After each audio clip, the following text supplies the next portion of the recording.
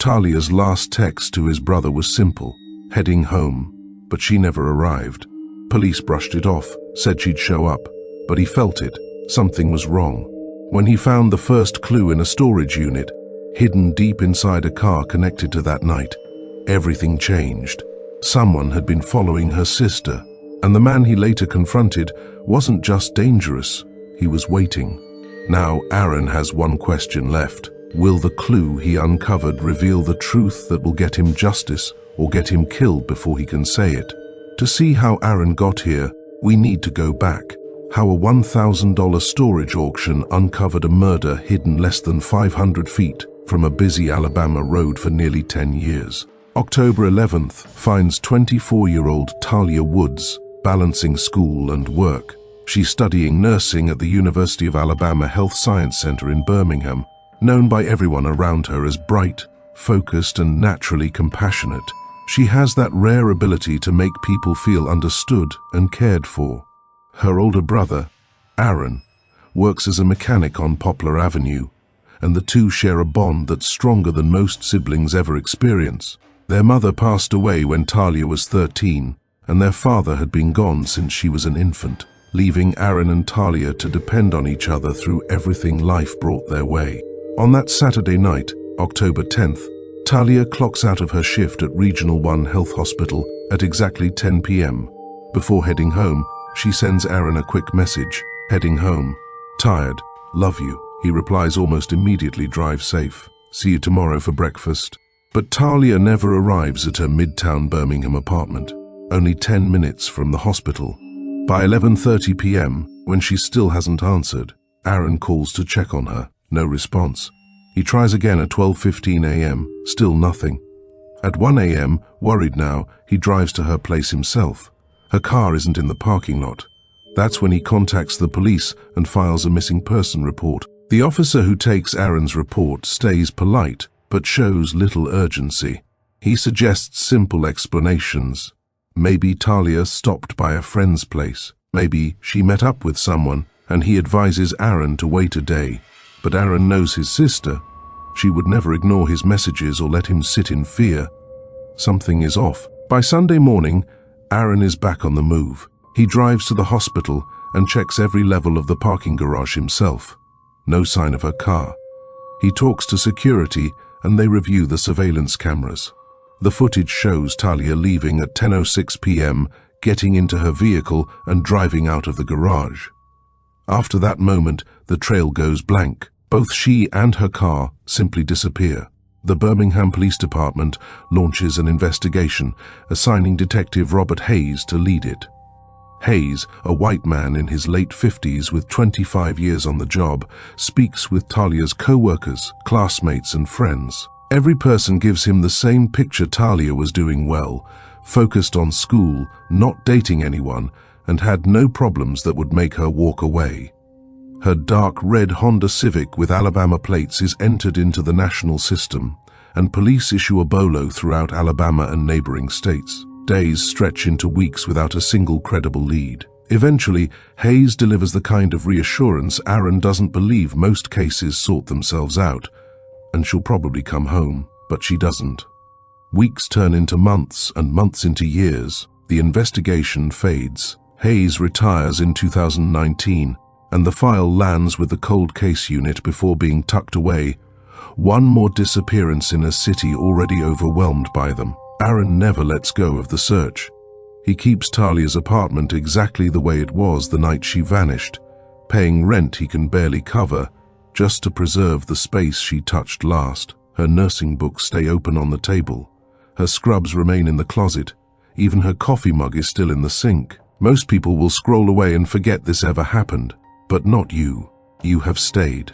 So please subscribe, because more mind-blowing stories are coming your way. Over the years, he prints new missing posters, tapes them around Birmingham, and updates them with age-progressed images. He posts in every missing person's Facebook group he can find, hoping someone will recognize her face. He even hires 3 private investigators, but none uncover a single lead. His entire life slowly revolves around her absence, and he can't move on because he keeps believing she's somewhere out there. Yet deep down, as time stretches forward, he begins to face the truth he doesn't dare say aloud. Talia is likely gone. Whatever happened that October night probably ended her life, and the answers may never come. And still, Aaron clings to the same instinct he had the moment she stopped replying to his messages, the feeling that something out there is waiting to be found. Then, on Saturday, November 2nd, something unexpected shows up on his Facebook feed.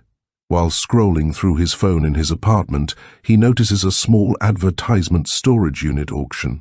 Callister Storage Facility on Guava Road. Saturday, 9 a.m. Cash only. Aaron stares at the ad, not knowing that what waits inside one of those units will drag Talia's case back into the light. And to understand why Aaron can't ignore that auction, the next moment follows him as he decides whether to show up at Callister Storage the very next morning. Aaron has been attending storage auctions for years. As a mechanic, he's used to seeing car parts, tools, and equipment stashed away in units, and occasionally he finds something useful for his shop, or something he can flip for cash. Over time, it's become a weekend routine, a small escape from the gnawing uncertainty about Talia. That Saturday morning, he drives to Callister Storage Facility on Guava Road. The complex stretches for what feels like miles, rows of bright orange metal units, probably 500 in total, a landmark he's passed countless times since it opened in the 1970s. Around 20 people are scattered across the lot. Regulars, bargain hunters, professional resellers. The auctioneer, a white man in his 40s, begins with the usual rundown of rules and payments. At that moment, Wayne Callister, the facility's owner, approaches. Aaron has seen him before, an older white man in his late 50s, always in crisp polos and khakis, driving a new Mercedes. Callister observes quietly from a distance, wealthy and untouchable. Not a single bid from him today. The auction begins. Unit 103 goes first, sold for $100.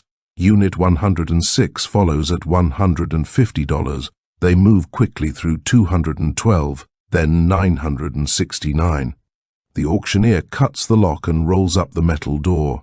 Inside, the space is mostly empty, except for something large, obscured beneath a blue tarp in the center.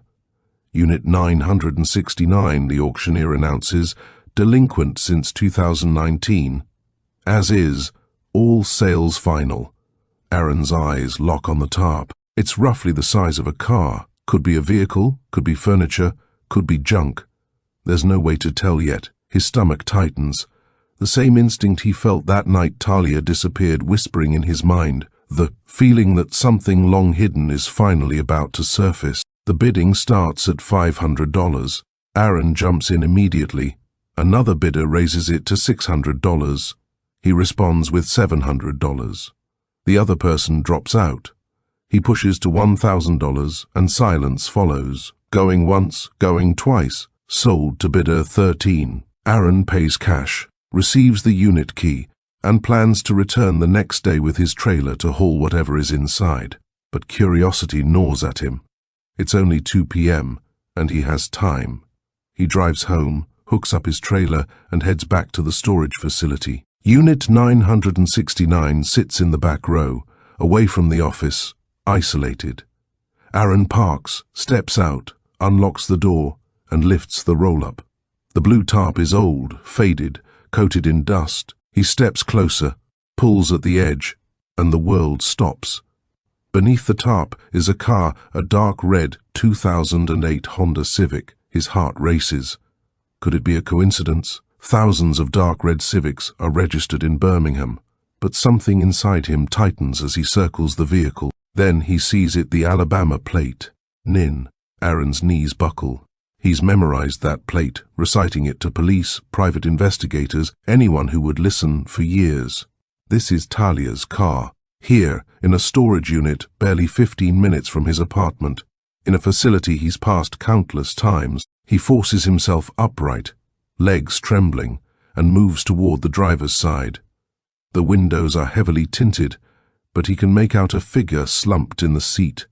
Skeletal, motionless, wearing dark blue scrubs, the same kind Talia used to wear.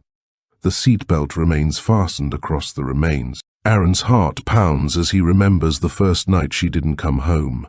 The messages unanswered, the instinct that something had gone terribly wrong.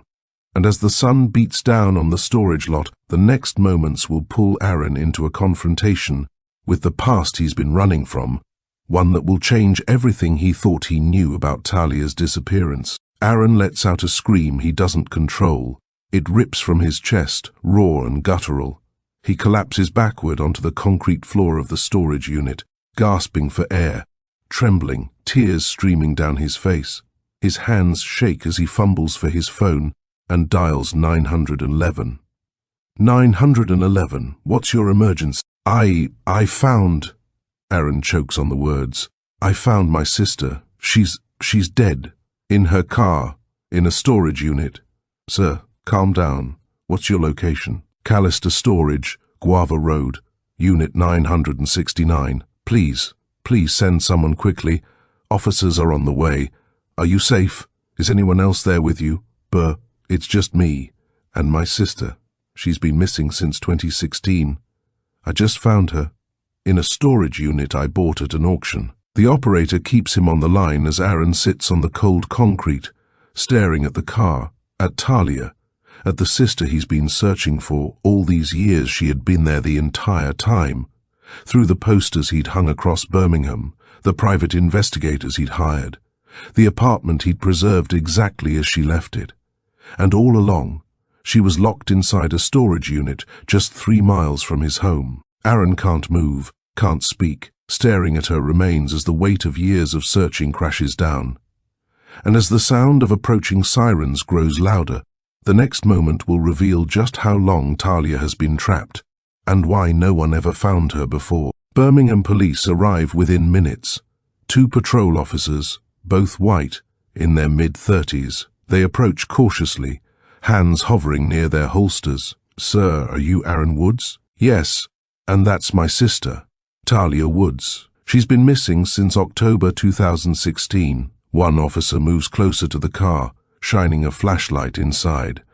After a moment, he speaks into his radio. We need homicide and a medical examiner here.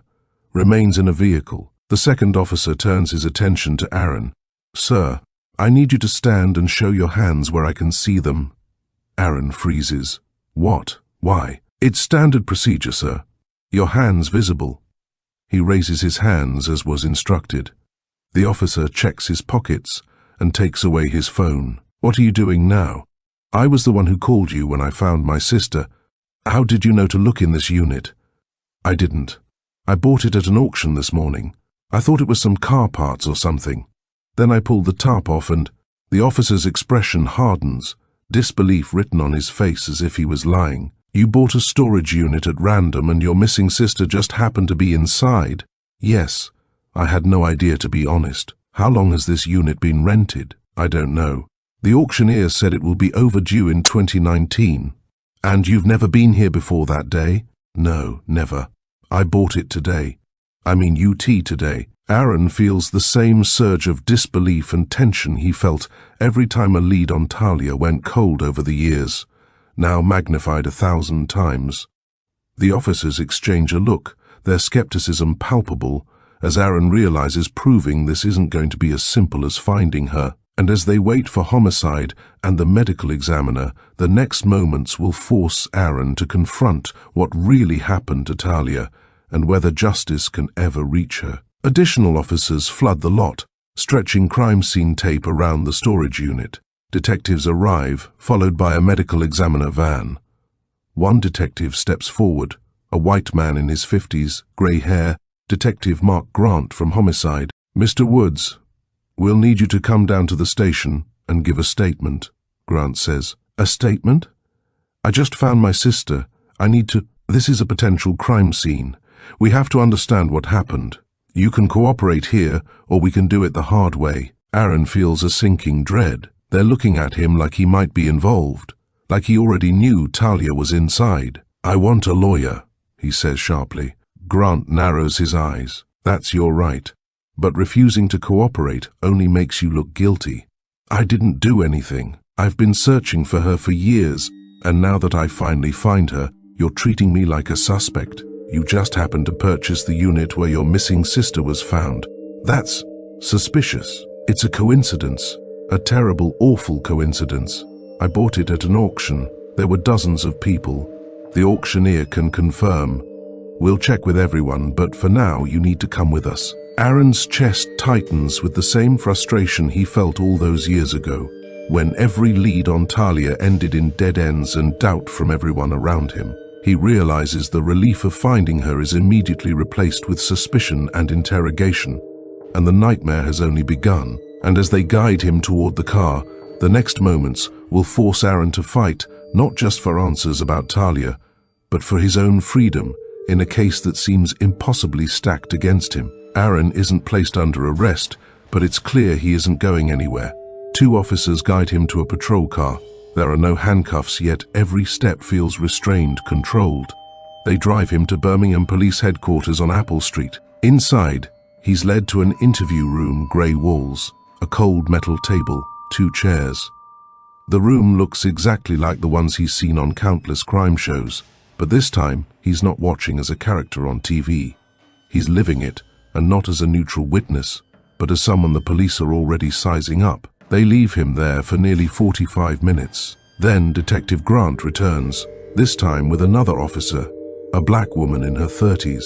She introduces herself as Detective Renee Walker. As the 2 detectives take their seats across from him, Aaron realizes the questioning ahead could change everything he thought he understood about finding Talia.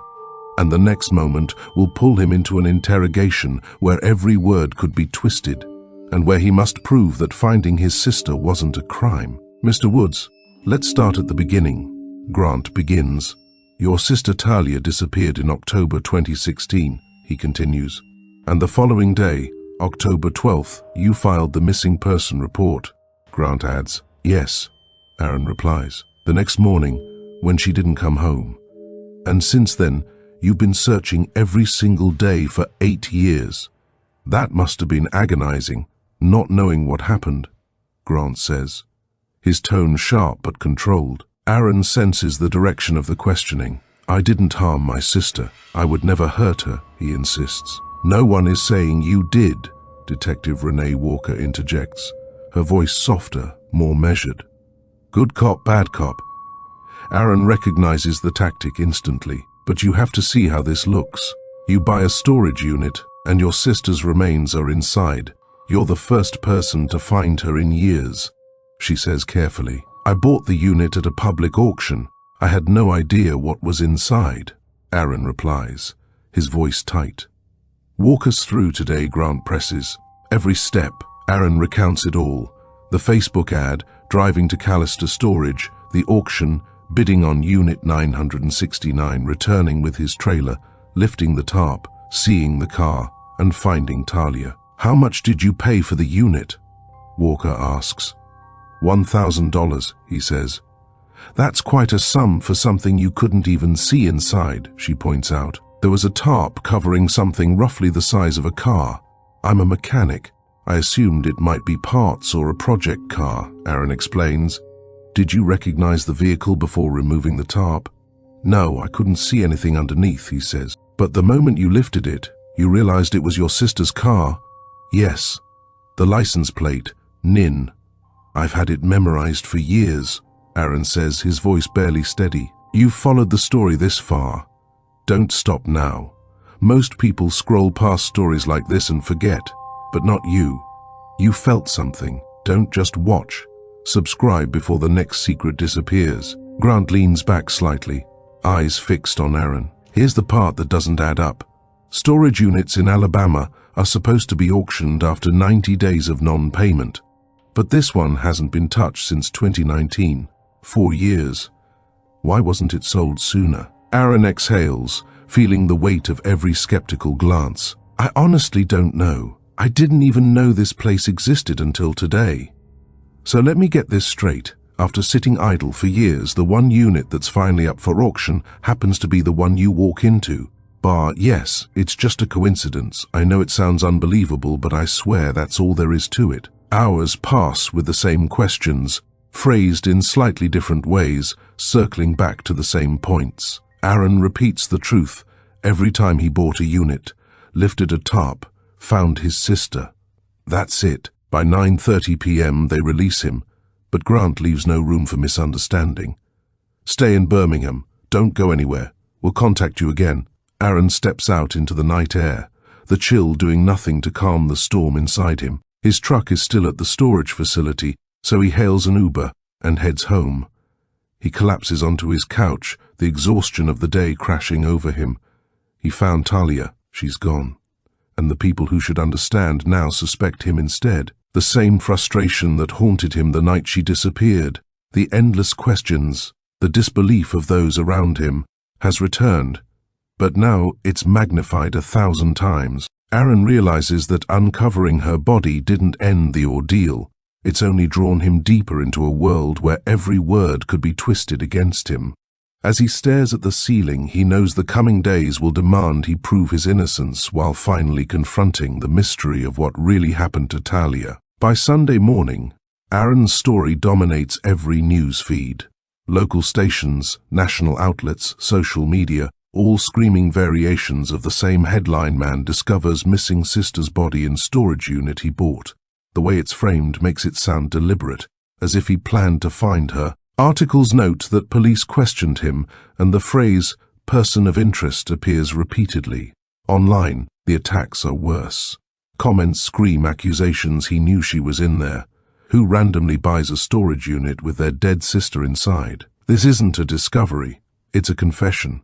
He probably killed her and hid her, and now he's playing the hero. Aaron scrolls through every comment, unable to look away, unable to stop the rising panic in his chest. His phone rings. It's his boss at the mechanic shop.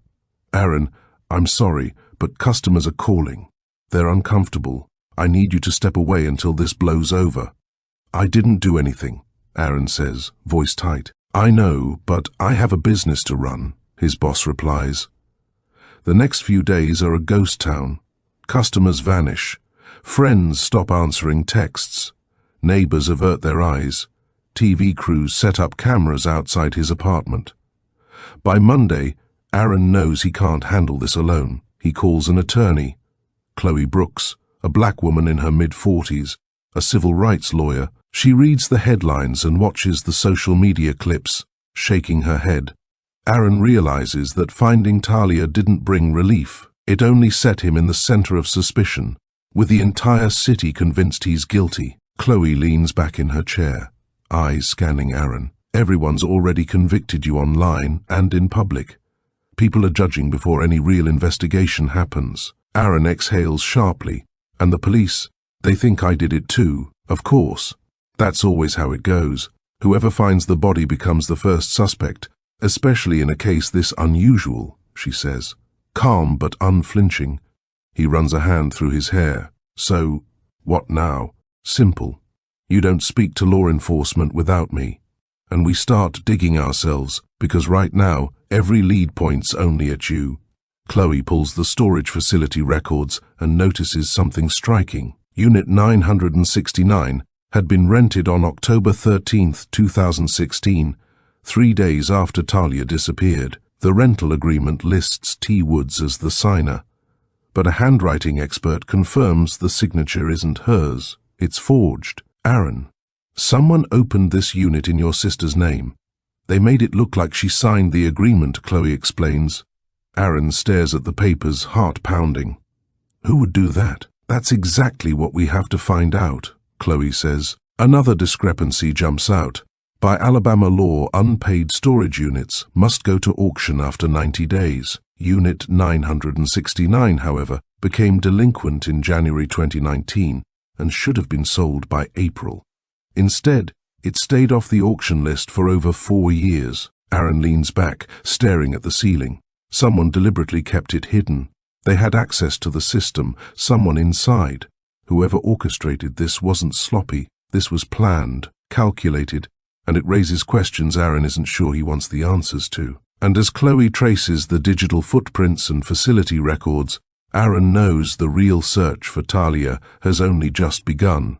And this time, it's a race against whoever hid her all these years. Chloe issues a subpoena for the internal records of Callister's storage facility.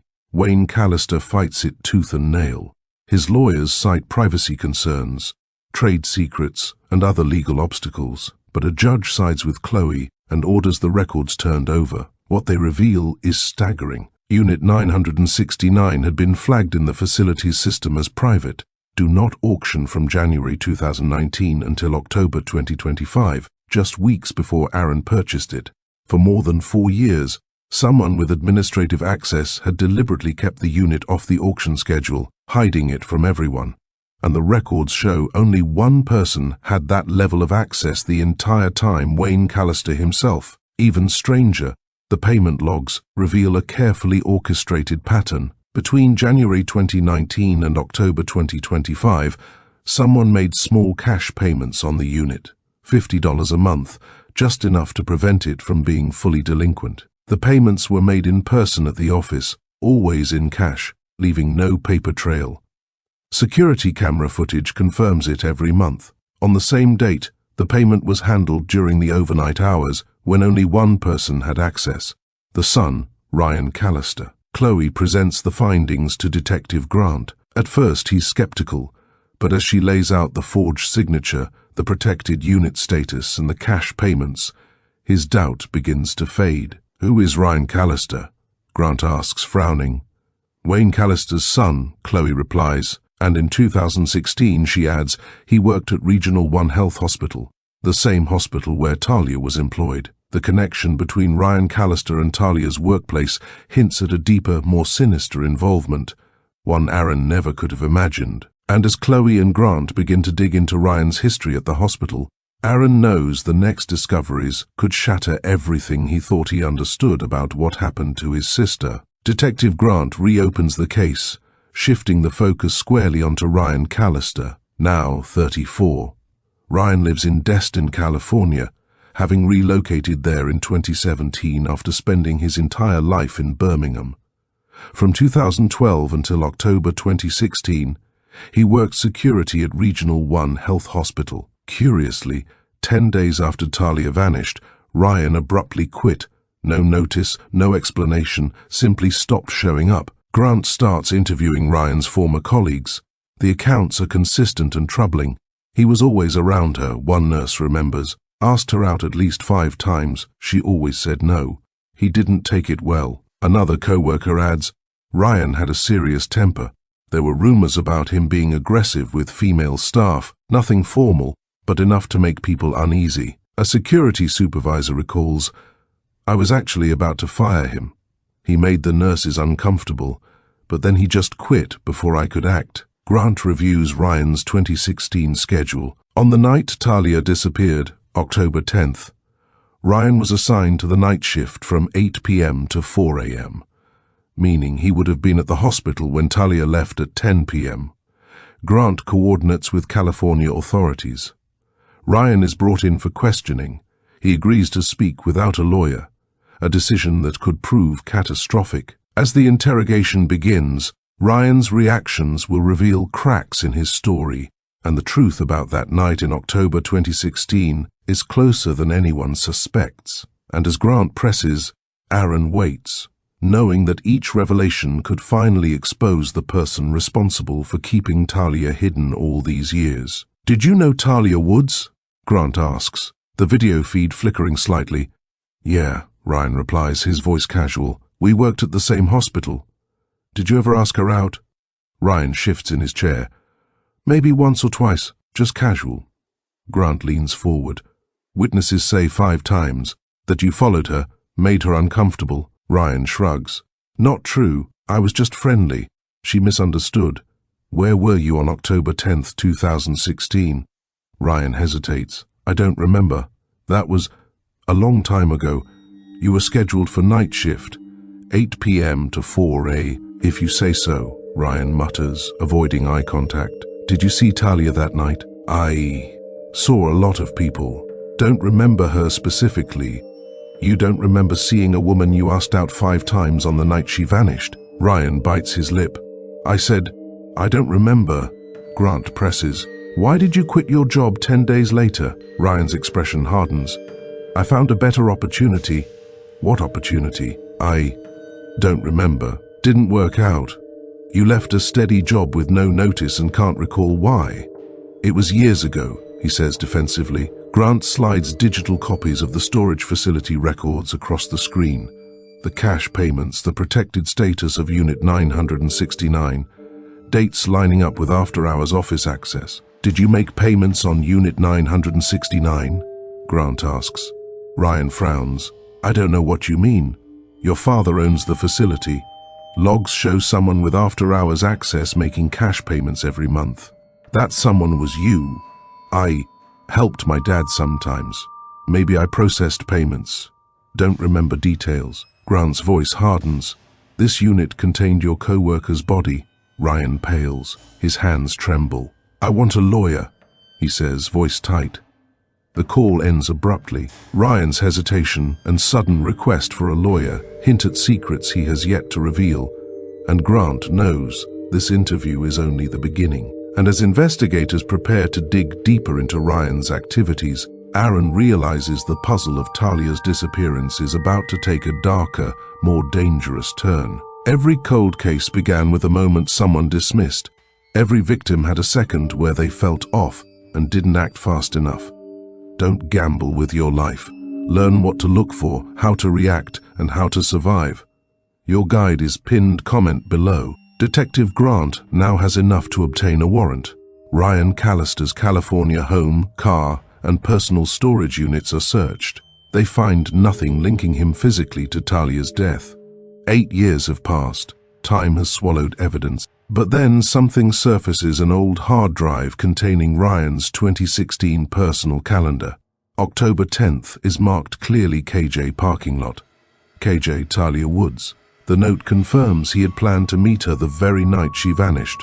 Chloe and Aaron schedule a meeting with District Attorney Rebecca Walsh, a white woman in her 50s who has served as DA for 12 years. She examines the evidence carefully. It's circumstantial, she says. Ryan worked with Talia, was obsessed with her, quit 10 days after her disappearance, made payments on the storage unit containing her body, and even scheduled a meeting with her the night she died. Chloe's tone is sharp. This isn't circumstantial. It's a clear pattern of behavior. Walsh shakes her head. There's no physical evidence, no DNA, no witnesses, no confession. Chloe adds, he cleaned the car. His father manipulated the storage facility to hide it. You can't prove Wayne Callister knew the contents of that unit, Walsh counters, but he marked it, do not auction for 7 years. He had to know something. Chloe insists. Walsh sighs. I can't get a murder conviction on this. Any defense attorney would dismantle the case. There's reasonable doubt everywhere. So, he walks free? Aaron speaks for the first time, his voice raw, tight with anger and grief. He killed my sister. He hid her body. He made payments to keep it hidden. And you're telling me you can't charge him? I'm telling you I can't win a criminal case with what we have, De Walsh replies evenly. Aaron stands abruptly, pacing. My sister was missing for 8 years. I searched for her every single day. I found her in a storage unit his father deliberately kept hidden. And you're saying there's nothing that can be done? I know this isn't the answer you want to hear, Walsh says. What I want is for the man who killed her to face justice, Aaron says, voice shaking. I can't do that, not under criminal law. Aaron storms out, Chloe following close behind.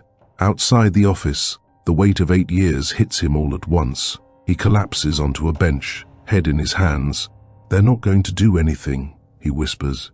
He's going to get away with it. Chloe kneels beside him. Not necessarily. Criminal charges might be impossible, but civil court gives us another path. What good is that? We can sue Ryan and Wayne Callister for wrongful death. Civil court has a lower standard of proof. We don't need beyond a reasonable doubt, just a preponderance of evidence. Meaning?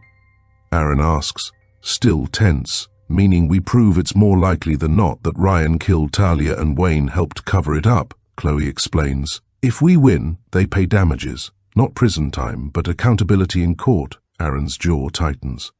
How much? We'll ask for $10 million, Chloe says. They probably won't pay the full amount, but the goal is to force them to answer for what they did, in open court.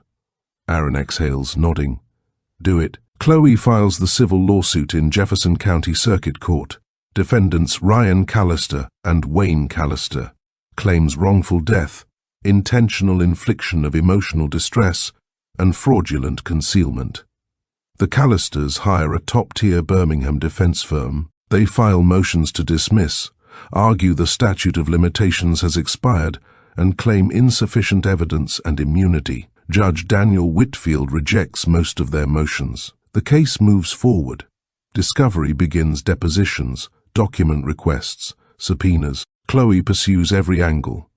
Hospital records, storage facility logs, Ryan's employment history. Every detail is examined. Ryan's deposition is tense. He sits stiffly across from Chloe in a conference room. His attorney, Richard Shaw, a white man in his 50s, perched beside him. Chloe opens with the basics, setting the tone for a confrontation that could finally expose the full truth. Ryan's demeanor in the deposition hints at secrets he's still holding, and the coming testimony could crack open the case in ways nobody expects. As Chloe presses forward, Aaron knows the courtroom battle has only just begun, and the Callisters' carefully hidden actions are about to face the harsh light of scrutiny. If Talia's story hit you even a little, comment, "I stand for justice so her name keeps living." Mr. Callister, did you know Talia Woods? We worked at the same hospital, Ryan replies, voice flat. Did you ever ask her out? I might have suggested coffee once or twice, he says, shrugging. Witnesses report 5 attempts, that you followed her, that she felt uncomfortable. That's their interpretation. Ryan counters, avoiding eye contact. Grant interjects. Did you see Talia on September 3rd, 2016? Ryan frowns. I don't remember. Your schedule shows you were on site that night. I worked a lot of nights. I can't recall specific dates from years ago. Chloe leans forward. Your calendar shows her initials that day, KJ parking lot. Care to explain? Ryan shifts in his chair, glancing at his attorney. I don't remember writing that. You don't remember your own calendar? It was years ago, he murmurs. Why did you leave your job 3 days after Talia disappeared? Ryan's jaw tightens.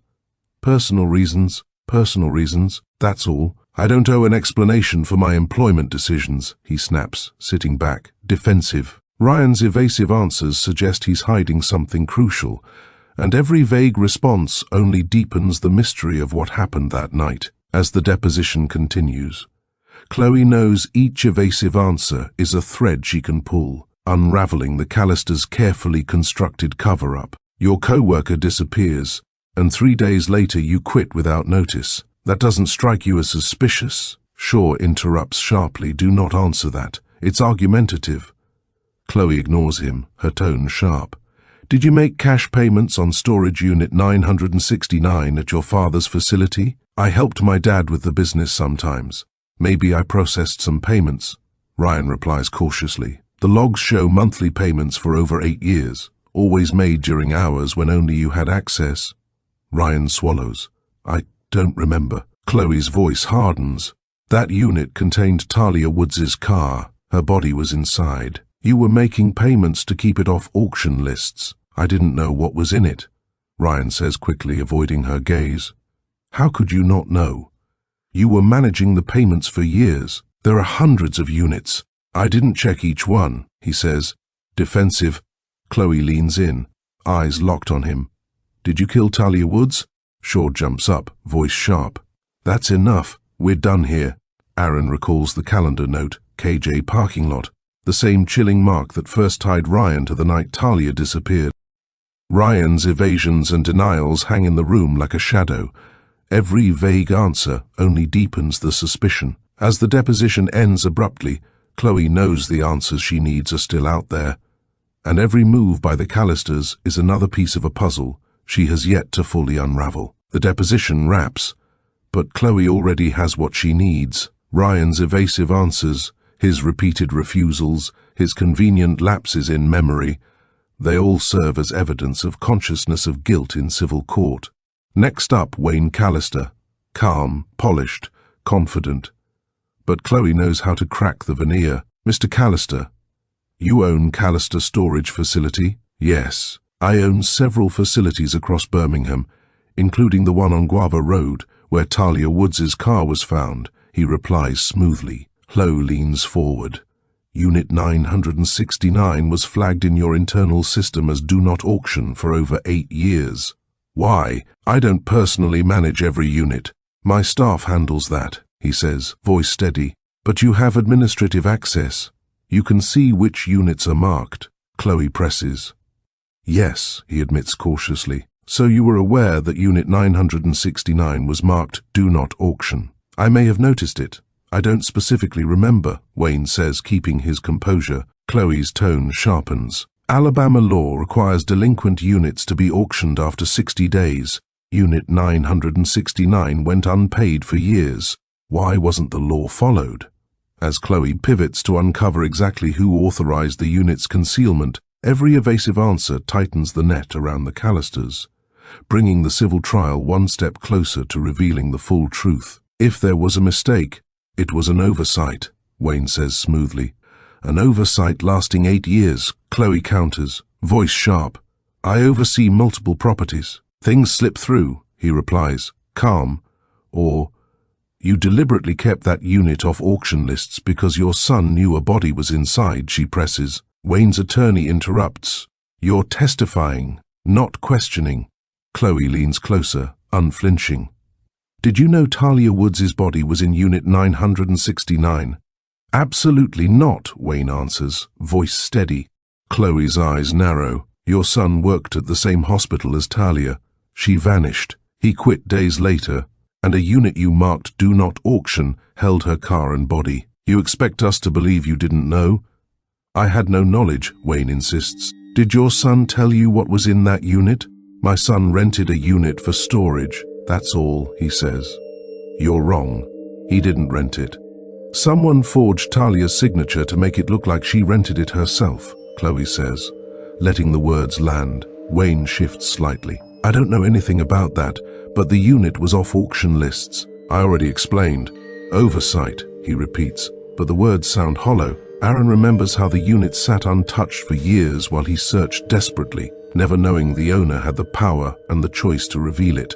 Wayne's calm facade shows the first cracks, suggesting he may be hiding more than he admits. As Chloe presses further, it's clear that uncovering Wayne's knowledge or deliberate inaction could be the key to exposing the full Callister cover-up. Chloe slides the payment logs across the table. Your son made all of these cash payments. Did he ever explain why he was paying for a unit rented in a woman's name long after she disappeared? Wayne leans back, keeping his composure. I wasn't aware of the specifics. Chloe doesn't let it go. You knew he was making payments, though. I helped him manage the business, but I didn't monitor every transaction. Wayne responds evenly. Chloe tilts her head. That's convenient. The picture is clear Ryan's obsession with Talia. His presence at the hospital the night she vanished. His sudden resignation days later. The ongoing payments to maintain the unit. Wayne labeling it Do Not Auction, ignoring Alabama law. Still, criminal charges aren't guaranteed. DeWalsh explains that a court would see gaps, claim sloppy bookkeeping, argue coincidence. Reasonable doubt would be enough to protect them. So they just walk away? Aaron asks, voice tight, barely restrained. They don't walk free, Chloe replies. The civil case will make them accountable. The trial is set for April, 6 months away. But before that day comes, Aaron has a personal task long overdue. 8 years of unanswered questions, of searching, of holding on to hope. He finally lays Talia to rest. Every missing person poster, every investigator, every sleepless night. All of it leads to this moment. The final farewell he's waited nearly a decade to give. The funeral is held at New Hope Baptist Church in Birmingham, the same sanctuary where they buried their mother, the same pews Aaron and Talia sat in as kids. By the time the service begins, every seat is taken. Nurses in their scrubs, classmates from her program, co-workers from the hospital, neighbors, people who hadn't seen her in years but never stopped hoping she'd walk back through someone's door. When Aaron steps up to the pulpit, he has to take a breath before he can look at the casket. For 8 long years, that space had been empty. Every memorial, every vigil held without her body. Now she's here, not because she came home, but because she was found in a place no one imagined. A locked storage unit a short drive from his house. "My sister was only 27, he begins, his voice unsteady but clear. She was about to start her life. She wanted to heal people. She wanted to see the world. She wanted everything she never got the chance to have. All of that disappeared the night she did." He grips the sides of the pulpit. "I searched for her every day. I checked hospitals, shelters, cities she'd never even been to. I kept her apartment exactly the way she left it. I prayed somebody would call me and say she was alive. And all that time, those years of searching, she was locked away down the street." He pauses, and when he speaks again, there's steel under the grief. "The man who did this is living his life like nothing ever happened. My sister is the one in the ground. That's not justice. That's not how the world is supposed to work. But I swear to you, Talia, I'm not done. I'm going to tell your story to anyone who will listen, and I'm going to make sure the person who hurt you answers for every single moment they stole." A wave of soft amen moves through the church. People wipe their faces. Aaron does too. Talia is laid to rest at Green Lawn Cemetery, the historic grounds where generations of Birmingham families are buried. Aaron chose a plot beside their mother's grave, ensuring Talia wouldn't rest alone. The headstone is understated. Black granite with gold lettering, Talia Woods, February 10th, 1989, September 3rd, 2016, beloved sister and daughter, lost for 8 years, found by a brother who never gave up, justice pending. Once the crowd disperses, Aaron remains. He stands alone, staring at the grave. "I'm sorry it took so long," he murmurs. "I'm sorry I didn't think to check that storage unit sooner. I'm sorry for every day you spent trapped, unseen, but I found you. You're home now, and I will make Ryan Callister pay for this." He sets a bouquet of sunflowers atop the grave, her favorite flowers, letting their bright petals stand in quiet defiance. For a moment, he simply breathes, letting the weight of 8 years of searching finally settle. The civil trial is still months away, but Aaron feels a spark of purpose reignited. Talia is home, and now the fight shifts outward. Outside the cemetery gates, the story in Birmingham is beginning to turn. The scrutiny that once fell on him now focuses squarely on the Callister, the missing person posters, the relentless searches, the private investigators. All of it leads here. Justice may still be pending, but Aaron's next battle is only just beginning. Every missing person story begins the same way. Someone felt uneasy, someone sensed danger, someone hesitated to act, and then the chance to act was gone. Don't let your instincts go quiet. Don't let fear catch you unprepared.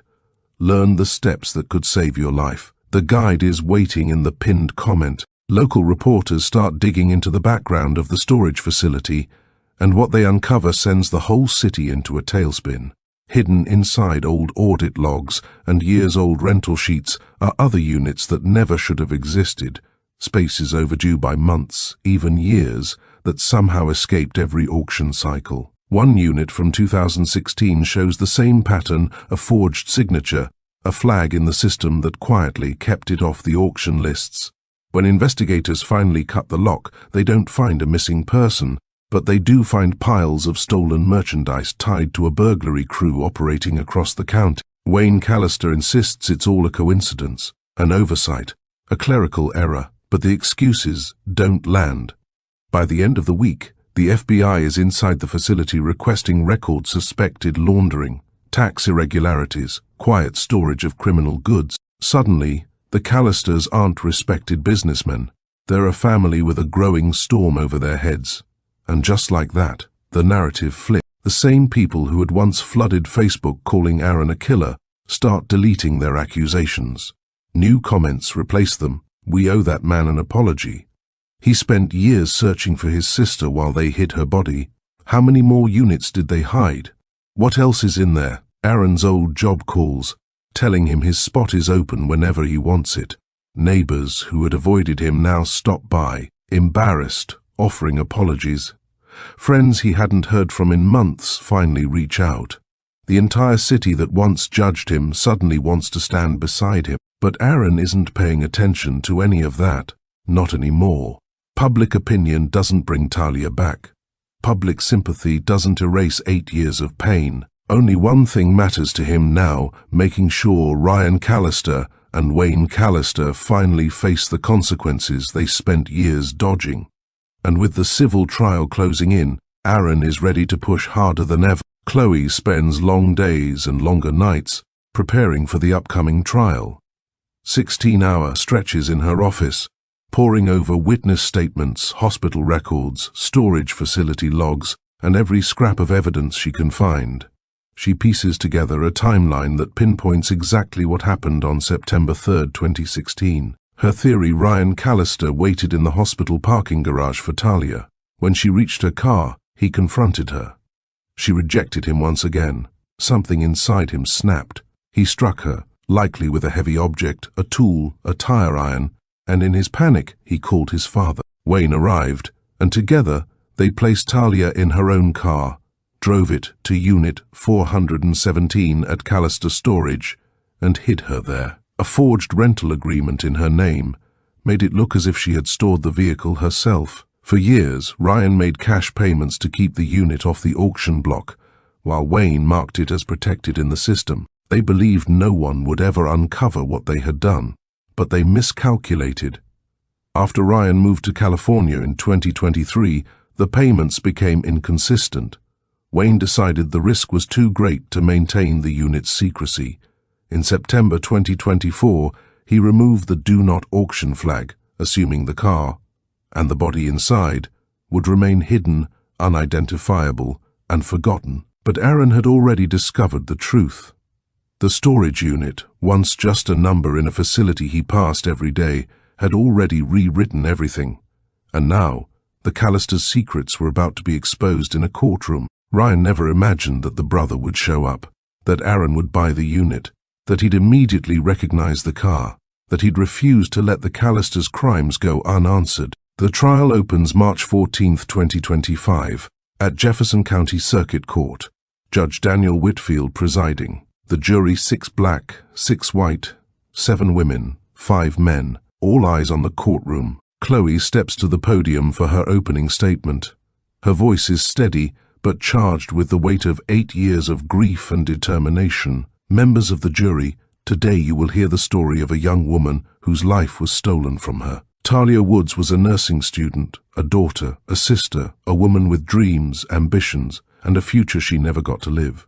She was murdered because she rejected someone who could not accept no for an answer. For 8 years, her family suffered without answers, tortured by uncertainty, by hope and despair. Her brother never gave up. He searched every day, and it was his perseverance that finally uncovered the truth. When he bought a storage unit at an auction and found her car, her body, hidden for years, the defendants will try to convince you that it was all coincidence, that they had no knowledge, that it was just poor record-keeping, just chance. But the evidence will tell a different story, a story of deliberate concealment, of a father protecting a son, of a family that valued appearances over a young woman's life. At the end of this trial, I will ask you to hold them accountable.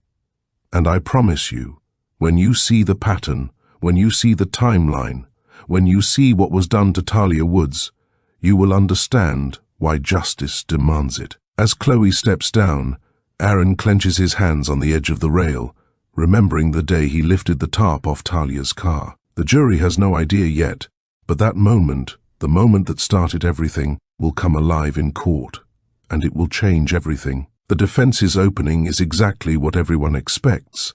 This is a tragedy. Yes, the attorney begins, voice calm, rehearsed. But it is not the Callisters' fault. Ryan Callister did not kill Talia Woods. There is no physical evidence, no eyewitness, no confession, only speculation and circumstantial connections, and Wayne Callister is a businessman who made a clerical mistake. Mistakes happen. That is not a crime. That is not wrongful death. That is human error. 2 weeks of testimony follow. After testimony, nurses recounting Ryan's obsessive behavior, former storage employees describing Wayne's exclusive control, over Unit 417, financial experts charting years of cash payments, handwriting analysts confirming the forgery. Aaron takes the stand, raw and exhausted. He recounts every year of searching, the agony of the unanswered calls, the disbelief of police treating him as a suspect the moment he pulled the tarp off Talia's car. Ryan and Wayne testify in turn.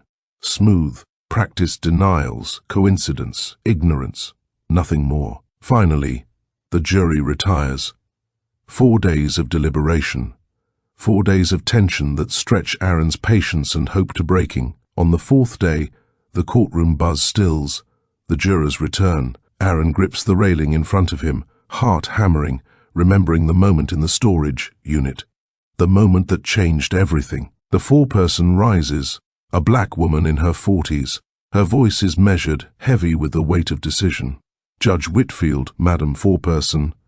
Has the jury reached a verdict? Yes, Your Honor. Aaron exhales, remembering the day he bought that storage unit, the blue tarp, the license plate, the body inside. Everything that led to this moment. And now, all eyes are on strangers who will decide what justice looks like. The courtroom is tense. Aaron sits stiffly, hands clasped, staring at the jury. Months of preparation. 2 weeks of testimony, endless documents and witnesses, all boiled down to this moment. The foreperson rises, her voice calm but firm. In the case of Aaron Woods versus Ryan Callister and Wayne Callister, we rule in favor of the plaintiff on the claim of wrongful death.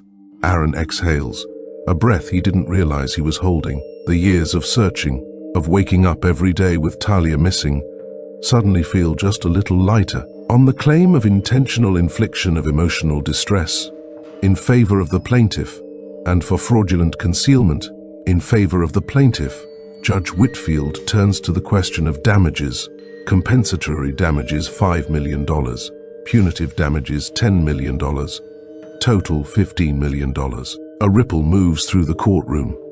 Cameras flash. Friends and family murmur, some crying quietly. Aaron's eyes sting, but he doesn't blink away the tears. He thinks of the storage unit, the faded blue tarp, the license plate he memorized 8 years ago. He thinks of Talia waiting for him all those years, unseen, unheard, and finally found. Chloe squeezes his shoulder. Relief mixes with grief in the tightness of the hug. The Callisters sit rigid, silent, their attorneys whispering urgently to one another. Appeals will come, obstacles will remain, but Aaron doesn't care. He doesn't care about money or paperwork or delays.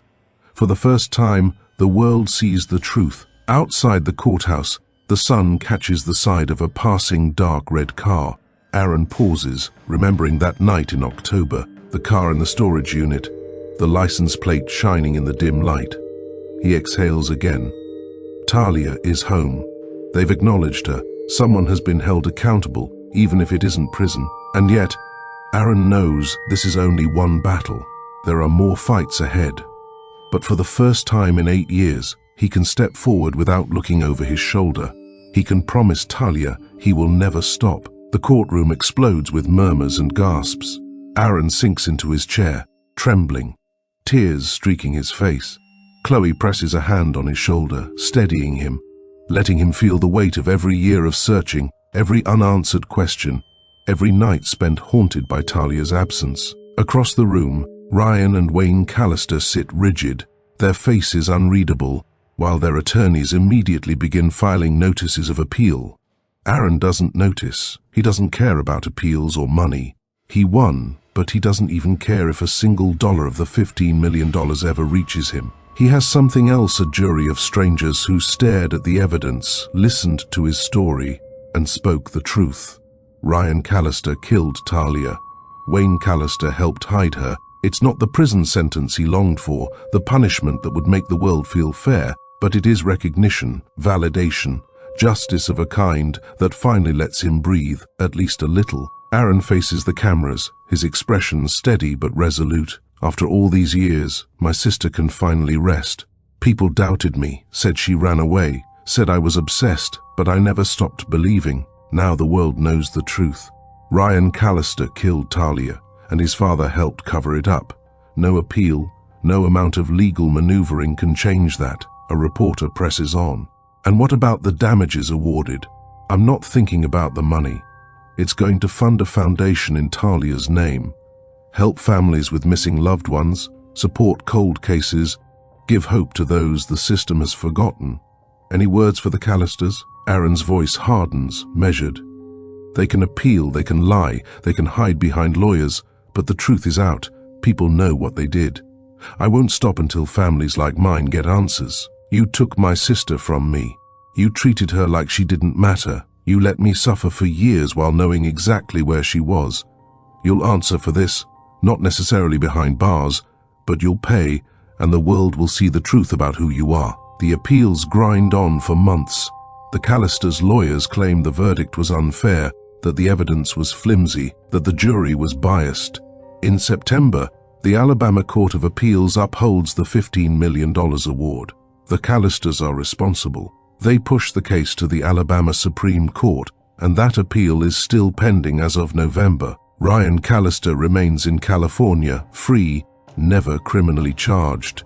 Wayne Callister still runs his storage empire, but business has collapsed. No one wants to rent from a man tied to a hidden corpse. The FBI continues investigating, but no charges have been filed. Aaron visits Talia's grave every Sunday. Fresh sunflowers in hand, he tells her about his week, the foundation he's building, the families he's helping. He still lives in Birmingham, still works as a mechanic, still drives past Callister Storage on Guava Road. But now he passes it without pain, carrying only purpose. If you enjoy our story, kindly subscribe, as more stories are coming your way soon. Thanks.